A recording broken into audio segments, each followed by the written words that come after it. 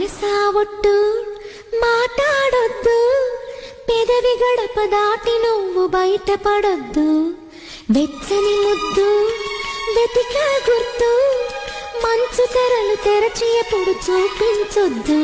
అతనింతగా ప్రేమ పంచిన